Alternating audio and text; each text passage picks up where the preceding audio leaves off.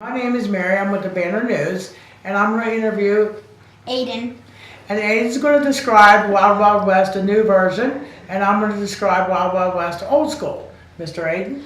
Well, this is how we play it at our school. Is that everybody's it, and like you can spread out and how many people you want, but everybody's it.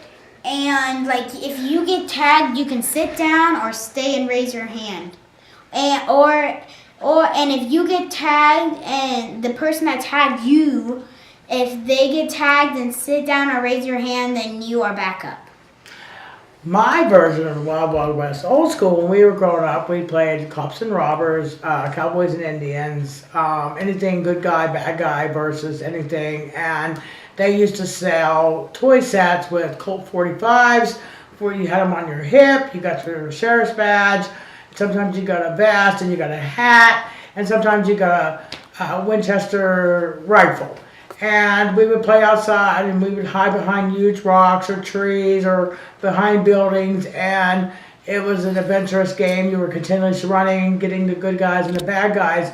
And over time, society doesn't want children playing that game anymore, but I feel if you teach them respect, the difference between a toy and a real gun, and to have respect for life and other things that they need to be taught, and not to take the toy guns, because over the years the toy guns started looking realistic and children were pointing them at people and they were getting killed.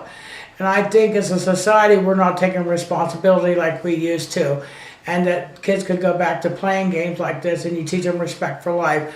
Because in life there's always good guys and there's always bad guys, and I always felt, that was something growing up, but we always knew it was fantasy, it wasn't real. How do you feel about that, Mr. Aiden? Well, the reason why at my school that they won't let us really play with sticks that look like gum, because people were like putting wood chips by the barrel and they're like holding it, and then they would like throw them at the person that they think they shot, and like the teachers were getting angry about it because like it would get them hurt, like it would go in their eye or their mouth, and then those or their ear, and the kids would go and tell, and then the teachers were just tired of tattling. So they were being responsible with the fake imagination game. Thank you, Mr. Aiden, for agreeing to this interview, and I would like to thank Mr. Jackson.